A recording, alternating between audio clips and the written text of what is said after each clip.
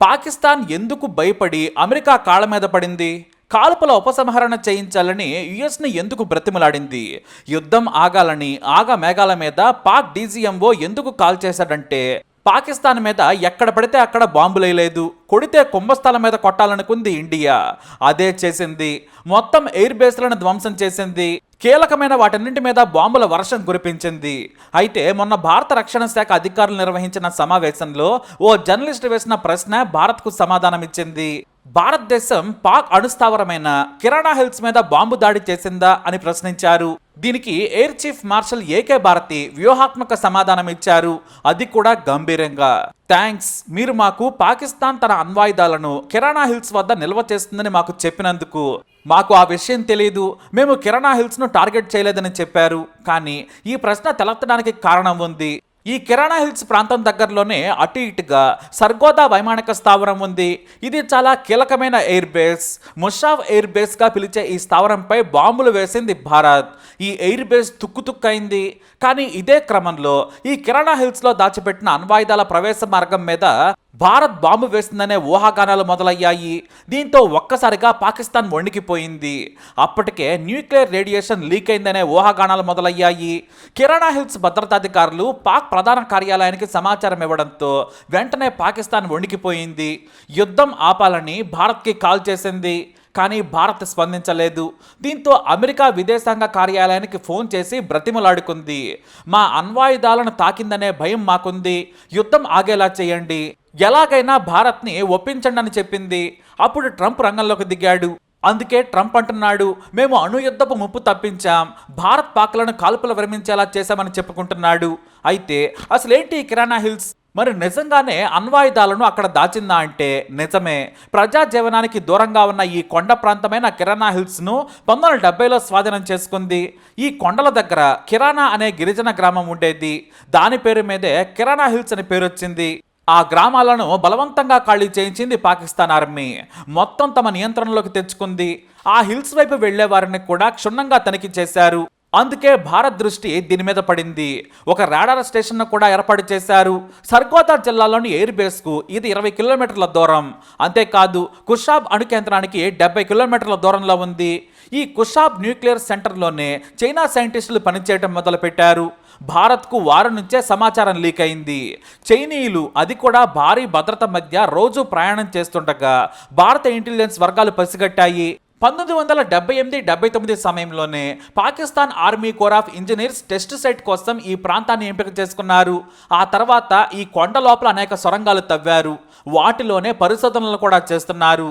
దీనికి దగ్గరగా ఎయిర్ బేస్లో విలాసవంతమైన గెస్ట్ హౌస్లు, అధికారులు, శాస్త్రవేత్తలు, సిబ్బందికి భోజన వసతి, విడిది ఏర్పాటు చేస్తుంటారు.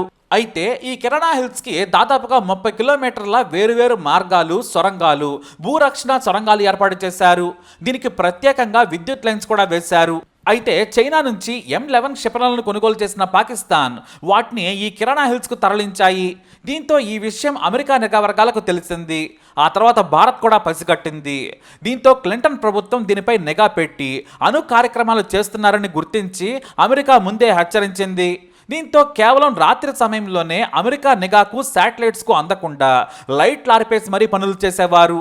ఆ తర్వాత అణ్వాయుధాలను కూడా ఇక్కడే కొన్నింటిని నిల్వ చేసి ప్రపంచం గమనించకుండా అణు కార్యక్రమాలను ఖైబర్ పఖ్తూన్ఖ్వాలోని కొండల ప్రాంతానికి నిల్వ చేశారు. అంటే కొన్ని కిరాణా హిల్స్ ప్రాంతంలో, మరికొన్నింటిని ఖైబర్ ప్రాంతంలో ఉంచారు. ఎక్కడ ఉంచినా ఎయిర్ బేస్కు దగ్గరగా ఉంచడం పాకిస్తాన్కు అలవాటు.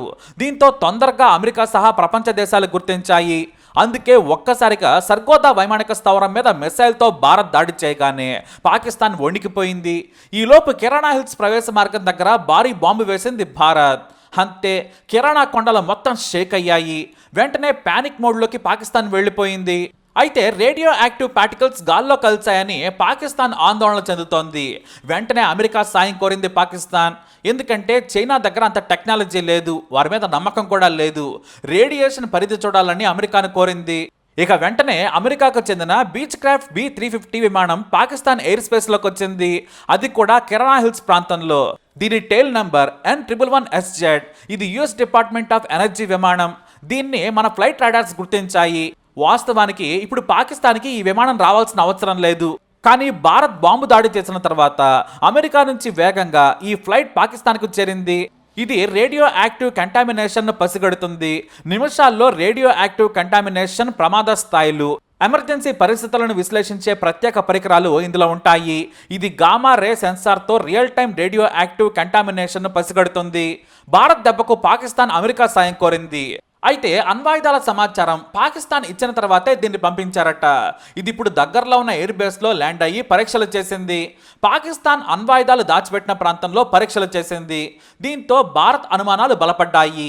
వాస్తవానికి మన దేశానికి సైన్యానికి దాని తీవ్రత తెలుసు, కానీ తాము దాడులు చేయలేదని, అసలు కిరాణా హిల్స్లో పాక్ తన అణ్వాయుధాలను దాచుకుందని తమకు తెలియదని కూడా ఎయిర్ చీఫ్ మార్షల్ వెటకారంగా సమాధానం చెప్పాడనే కమెంట్స్ వినిపిస్తున్నాయి. ఈ రేడియేషన్కు భయపడే పాకిస్తాన్ యుద్ధం ఆపేయండి మహాప్రభు అని కాళ్ళబేరానికి వచ్చింది. అయితే ఇక్కడే మరో విషయం ఉంది. ఇదే కిరాణా హిల్స్ దగ్గరలోని ముషాఫ్ ఎయిర్ బేస్లోనే పాకిస్తాన్ F-16, JF-17 యుద్ధ విమానాలను దాచుకుంది. వాటిని ఎక్కడి నుంచి ఆపరేట్ చేస్తూ ఉంటుంది. వీటిని చాలా జాగ్రత్తగా దాచుకుంటుంది పాకిస్తాన్. అందుకే ఈ ఎయిర్ బేస్ మీద దాడి చేసింది భారత్. పలు కీలకమైన యుద్ధ విమానాలు భారత్ దాడిలో ధ్వంసమయ్యాయని తెలుస్తోంది. ఇప్పటికే ఓ ఎయిర్ బేస్లో భారత్ వేసిన మిసైల్ కారణంగా ఓ భారీ గొయ్యి పడింది. అయితే ఇప్పుడు పాకిస్తాన్ అంతర్జాతీయ సంస్థలైన OSINT విశ్లేషకులు రేడియేషన్ లీక్ అయిందని చెబుతున్నారు. ఇప్పటికే వారితో పరిశోధనలు చేయించారు. రేడియేషన్ సిమ్టమ్స్కు గురైన పౌరులను ప్రత్యేక కేంద్రాలకు తరలిస్తున్నారనే కామెంట్స్ వినిపిస్తున్నాయి. కానీ పాకిస్తాన్ నుంచి ఇప్పటి వరకు ఎలాంటి సమాచారం రాలేదు. పరువు పోతుందని రహస్యంగా అంతర్జాతీయ సంస్థల స్థాయిని తీసుకుంటోంది. భారత్ చేసిన విధ్వంసం పతాక స్థాయిలో ఉందని తెలుస్తోంది. ఇటు అణ్వాయుధాలు, దాని మౌలిక వస్తువులు కల్పించే ఎయిర్ బేస్లు రెండు. ఒకటి సర్గోదా, రెండవది నూర్ఖాన్ ఎయిర్ బేస్. ఈ నూర్ఖాన్ ఎయిర్ బేస్ రావల్పిండికి ఆనుకుని ఉంటుంది. దీని పక్కనే పాకిస్తాన్ స్ట్రాటజిక్ ప్లాన్స్ డివిజన్ ఉంది. ఇదే పాకిస్తాన్ అణ్వాయుధాలను మెయింటైన్ చేస్తూ ఉంటుంది. వారి భద్రత కూడా చూసుకుంటుంది. కొద్ది దూరంలో పాకిస్తాన్ ఆర్మీ హెడ్ ఆఫీస్ ఉంటుంది. అన్నీ ఒకే చోట ఉన్నాయి. దీంతో వీరి రహస్యాలు ప్రపంచానికి చాలా సులువుగా తెలిసిపోతూ ఉంటాయి. న్యూక్లియర్ ఆయుధాలన్న కొండను కొడితే పాకిస్తాన్ దడుచుకుంటుంది. అందుకే భారత ఆర్మీ ప్రధాని సైతం పాకిస్తాన్కు బుద్ధి చెప్పామని తెలిపారు.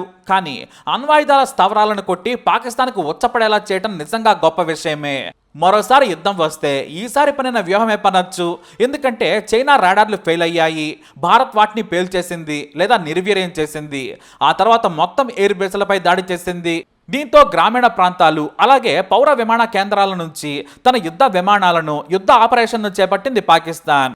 ఇది పసిగట్టిన భారత్ మళ్లీ వాటిపై కూడా బాంబులేసింది. దీంతో ఉక్కిరి బిక్కిరైన పాకిస్తాన్ చివరకు కాళ్లబేరానికి వచ్చింది. కేవలం కిరాణా హిల్స్లోని కొండ ప్రాంతంలో పక్కనే ఉన్న F-16, JF-17 యుద్ధ విమానాలున్న ఎయిర్ బేస్ పై దాడి చేయడంతో పాకిస్తాన్ దిగొచ్చింది. బహుశా మరోసారి యుద్ధానికి దిగితే పాకిస్తాన్ను దాని కంట్లో దానివేలే పొడిచేలా భారత్ వ్యూహాత్మకంగా వ్యవహరించే ఛాన్స్ ఉంది. ఎప్పట్లో ఈ సాహసం చేయదు పాకిస్తాన్. కానీ పాకిస్తాన్ బుద్ధి తెలిసిందే కదా, కుక్కతోక వంకర. యుద్ధం చేయలేక ప్రతీకార దాడులు మాత్రం ఉగ్రవాదులతో చేయిస్తూనే ఉంటుంది. మరి ఈ న్యూస్ అప్డేట్స్పై మై ఛానల్ ఫాలో అవ్వండి. తప్పకుండా సబ్స్క్రైబ్ చేసుకోండి.